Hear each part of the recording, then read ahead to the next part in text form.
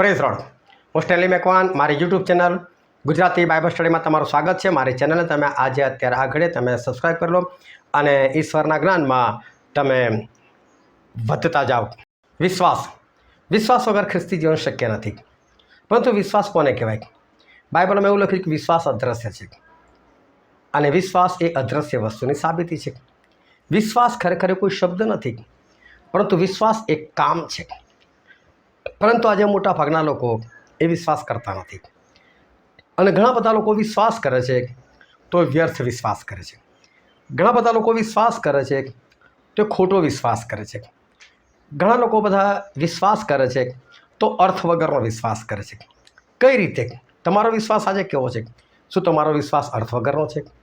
શું તમારો વિશ્વાસ વ્યર્થ છે? શું તમારો વિશ્વાસ ખોટો છે કે પછી તમારો વિશ્વાસ ખરેખર સાચો છે? એ જાણવા માટે આ વિડીયોને તમે આખો જુઓ।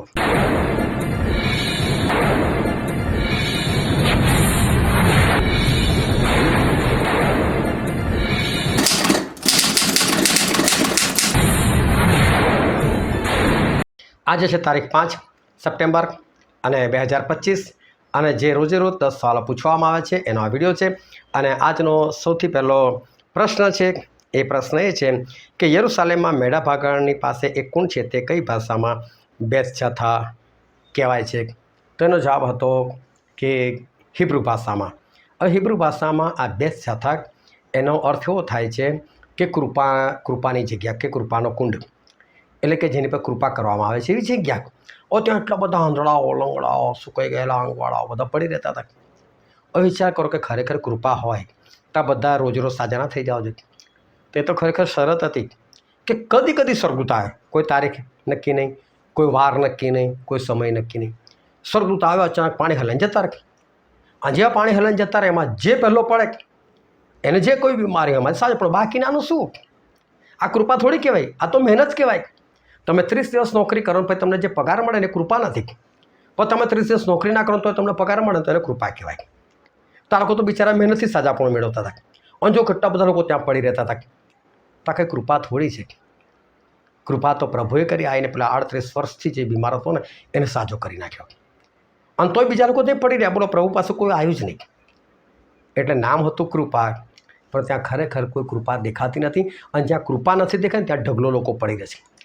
આજે પણ જો પ્રભુ ઈશ્વરના માર ખાવાથી તમે સાજા થઈ ગયા છો એવું પહેલો પિત્તર 2 અધ્યાય 24મી કલમમાં લખેલું છે અને યશાયા 53માં પણ લખેલું છે 5મી કલમમાં કે તેના સોળથી તમે સાજા થઈ ગયા।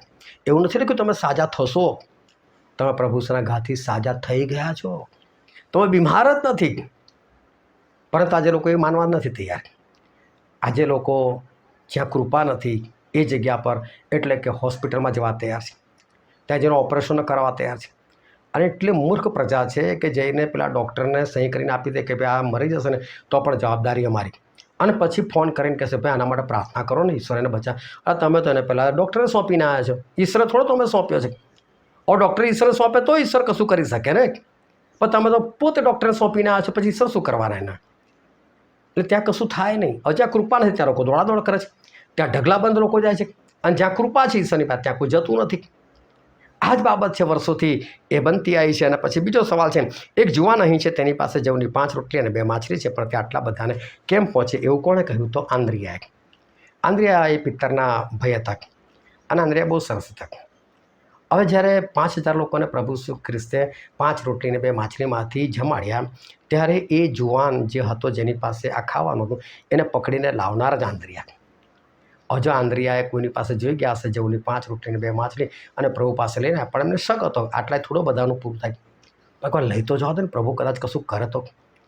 અને જો એ લઈને આવ્યા તો કેવો મસ્ત ચમત્કાર થયો અને આટલા બધાને જમાડ્યા ને એમાં આ આંદ્રિયાનો પણ હાથ આવી ગયો, કારણ કે એ છોકરાને લાવનાર આંદ્રિયા હતા। ભલે આપણી પોતાની પાસે તાકાત નથી, પણ આપણે કોઈ સેવક પાસે તો લઈ જઈએ કોઈને કે ભાઈ આના માટે પ્રાર્થના કરો, આનું સારું થાય તો તમને બી કંઈક તો એનો ફળ મળે ને। આપણે એ રીતે તો આત્મા જીતીએ ને।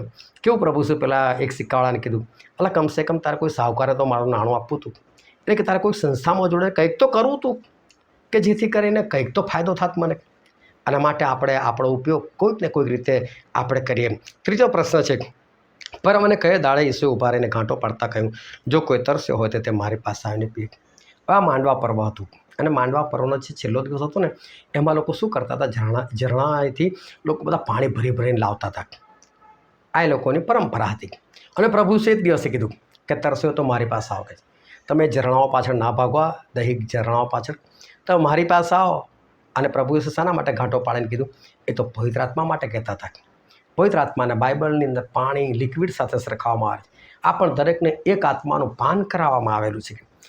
પિત્તર એમના ઉપદેશની અંદર કહે છે કે આ યુવાલ પ્રભુ તો કે જે કીધેલું કે છેલ્લા દિવસોમાં હું સર્વ મનુષ્ય પર મારો આત્મા રેડી દઈશ. આ તો એ ઘટના છે. એટલે પવિત્ર આત્માને પાણી સાથે પણ સરખાવવામાં આવેલા છે, લિક્વિડ સાથે સરખાવવામાં આવેલા છે, એક પીણા સાથે સરખાવવામાં આવેલા છે. અને જ્યારે લોકો પાણી ભરવા જતા હતા ત્યારે જ પ્રભુ શું કીધું? ભાઈ તરસ્યા હોય તો મારી પાસે આવો. એ ઝરણા પાસે જવાની જરૂર નથી, ખરું ઝરણું તો હું છું. એટલે તેમણે સમૃદ્ધની સ્ત્રીને કીધું કે તું મારી પાસે આય ભાઈ, હું તને જીવતું પાણી આપીશ. પછીનો પ્રશ્ન છે કે 38 વર્ષના માદાને શું બોલીને સાજું કર્યું? અને જે લોકોના બધા સાચા નથી એમાંના મોટા ભાગે લોકોએ આ જ પ્રશ્નની અંદર ભૂલ કરેલી કે ઉઠ તારું બિછાનું છીન ચાલ. પણ અહીં મારો સવાલ છે, 38 વર્ષના માદાને શું બોલીને સાજો કર્યો? 38 વર્ષનો માદો નહોતો, 38 વર્ષથી માદો હતો. એની ઉંમર તો બાઇબલમાં લખી જ નથી. 38 વર્ષથી તો ફક્ત બીમાર હતો. હવે એની ઉંમર કેટલી છે શું ખબર? એટલે આ માણસ 38 વર્ષનો હતો અને મેં એવું લખ્યું 38 વર્ષનો માદો. બસ ખાલી સમજવામાં ભૂલ. અને હું આ જ ચાહું છું કે આ ભૂલ તમને પકડાય અને તમે વધારે ચોકસાઈપૂર્વક બાઇબલ વાંચો. બસ એટલી જ મારી ઈચ્છા છે. તમને ખોટા પાડવાના માટે નહીં, પરંતુ તમે આ રીતે બાઇબલ યોગ્ય રીતે વાંચી શકો, યોગ્ય રીતે સમજી શકો, એના માટે જ આ કરવામાં આવે છે. પછી 5મો પ્રશ્ન છે, શાના પ્રમાણે જે કોઈ મારા પર વિશ્વાસ કરે છે તેના પેટમાંથી જીવતા પાણીની નદીઓ વહેશે? અને ત્યાં લખેલું છે શાસ્ત્રના વચન પ્રમાણે. અને આ બહુ ધ્યાનથી સમજજો. શાસ્ત્રના વચન પ્રમાણે જે કોઈ મારી પર વિશ્વાસ કરે છે, શાસ્ત્રના વચન પ્રમાણે. શાસ્ત્રનું વચન એટલે બાઇબલ. બાઇબલના વચન પ્રમાણે જે કોઈ મારી પર વિશ્વાસ કરે છે. આપણે વિશ્વાસ કેવો કરવાનો? બાઇબલના વચન પ્રમાણે. જે બાઇબલમાં નથી લખ્યું ને એવો વિશ્વાસ ના કરાય. બાઇબલમાં લખેલું છે ને એટલો જ વિશ્વાસ કરવાનો. બીજો ફાલતુ વિશ્વાસ, વ્યર્થ વિશ્વાસ નહીં કરવાનો. કારણ કે ઘણા બધા લોકો વ્યર્થ વિશ્વાસ કરે છે. પરંતુ બાઇબલની અંદર જે વિશ્વાસ લખેલો છે એ વિશ્વાસને ધ્યાનમાં લેવાનો છે કે બાઇબલમાં વચન પ્રમાણે જે વિશ્વાસ છે, બાઇબલમાં જે લખ્યું છે એ પ્રમાણે જે વિશ્વાસ છે. એક માણસ હતો અને 31 ડિસેમ્બરે મુંબઈની વાત તમને કરું. એણે 31 ડિસેમ્બરે રાતની સર્વિસની અંદર સાક્ષી ચાલતી હતી અને એ ભાઈ 70 વર્ષના એમણે સાક્ષી એવી આપી દીધી કે હું રોજ જે કહે છે કે દારૂ લાવીને પીવું છું કે છે, અને રોજ જે મારા પ્રભુ મને દારૂ માટે પૈસા પૂરા પાડે છે, અને રોજ હું દારૂ લાવીને એની પર પ્રાર્થના કરું છું કે પ્રભુ આને તમે અમૃત બનાવી દો બસ. અને અમૃત બની જાય છે અને હું દારૂ પીવું છું ને આજે 70 વર્ષનો તો મને કોઈ બીમારી નથી લાગતી. હવે આનો વિશ્વાસ કેવો હતો કે હું દારૂ માટે પ્રાર્થના કરું છું, મને પૈસા બી મળી જાય છે અને મને કોઈ બીમારી પણ લાગતી નથી.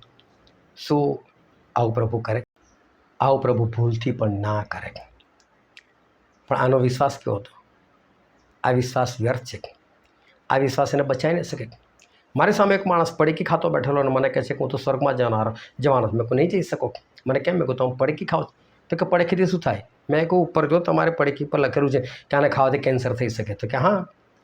તો મેં કહું પ્રભુ તો એવું કહે છે કે તમારું શરીર જીવતા દેવના આત્માનું મંદિર છે, જે કોઈ એનો નાશ કરશે એનો હું નાશ કરી નાખીશ. તો મેં કહું તમે તો આ મંદિરનો નાશ કરશો ને તમે ઈશ્વર તમારો નાશ કરી નાખશે, શું કામ તમને સ્વર્ગમાં લઈ લે? તો કે ના, મને વિશ્વાસ છે. પણ બાઇબલમાં લખ્યું કે તમે પડીકી ખાશો તો પણ તમે સ્વર્ગમાં જઈ શકો, તમારા શરીરને ખરાબ કરશો તો પણ સ્વર્ગમાં જઈ શકો નથી. એટલે ઘણા બધા લોકો જે છે ને આવા ફાલતુ વિશ્વાસ કરે છે. ઘણા લોકો એમને જ કોઈ કરણી નહીં, કોઈ બાઇબલ પ્રમાણેના કામ નહીં, કોઈ આજ્ઞા પાલન નહીં, કશું નહીં, મન ફાવે એમ જ જીવવાનું. તોય વિશ્વાસ શું? હું તો સ્વર્ગમાં જવાનું. તો શું એનો મતલબ સ્વર્ગમાં જતો રહે? ના જવાય એ રીતે. અને માટે વિશ્વાસ એવો જ કરવાનો કે જે બાઇબલમાં લખેલું છે ને એ પ્રમાણે જ કરીને તમે સ્વર્ગમાં જઈ શકો છો, એવો વિશ્વાસ કરવાનો. અને પછીનો સવાલ છે, હું જવાનો છું અને તમે મને શોધશો અને તમે તમારા શામાં મરશો? અને જવાબ છે પાપમાં. આજે બહુ બધા સેવકો જે છે એ બહુ સરસ સરસ ભાષણ કરે. ઈશ્વરે તમારા પાપોની માફી માટે લોહી વેવડાવ્યું છે. તો શું એટલે બધાના પાપ માફ થઈ ગયા લોહી વેવડાવ્યું એટલે? ના. પાપોની માફીને માટે તમારે વિશ્વાસ કરીને, પસ્તાવો કરીને બાપ્તિસ્મા લેવું પડશે. તો તમને પાપોની માફી મળશે. કે લોહી વેવડાવી દીધું એનો મતલબ એવો કે ભાઈ તમે બધા શુદ્ધ જ થઈ ગયા. જબરદસ્તી થોડા પ્રભુ શુદ્ધ કરે છે, જબરદસ્તી નહીં. આ ઘણા બધા લોકો કે ઈશ્વરે તમને મિત્રો કહ્યા છે, તમે મિત્રો છો, તમે દાસ નથી. તો ઈશ્વરે તમને મિત્રો કીધા, તમે મિત્રો થઈ ગયા. યાકૂબનો પત્ર 2 અધ્યાયની અંદર બહુ સ્પષ્ટ લખેલું છે કે ઇબ્રાહિમે જ્યારે પોતાના એકના એક દીકરાનું બલિદાન આપ્યું ત્યારે એમને પ્રભુનો મિત્ર કહેવામાં આવ્યો. પણ તમારે કોઈ પ્રકારનું બલિદાન જ નથી આપવું, મિત્ર બની જવું છે, એ તે મિત્ર ના બનાય. એમાં તો યહૂદા ઇસ્કરિયોતને બી મિત્ર કીધો.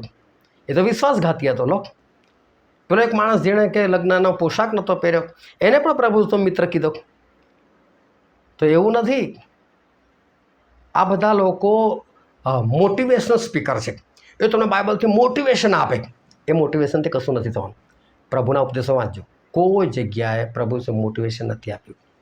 પ્રભુ ઠપકો જ આપતા, તમે તમારા પાપમાં મરશો એમ કહેતા. પાપોની માફી મેળવો ને તો પાપમાં મરશો. અને આ સાચું છે. જૂઠો ઉપદેશ કરવાની કોઈ જરૂર નથી, પરંતુ તમે તમારા પાપમાં મળશો એવું સ્પષ્ટ કહેવાની જરૂર છે કે જેથી કરીને માણસો પસ્તાવ કરી શકે. પછીનો સવાલ છે, હું તમને ખચિત કહું છું, જે કોઈ પાપ કર્યા કરે છે તે શાનો દાસ છે? અને એનો જવાબ છે પાપનો દાસ છે.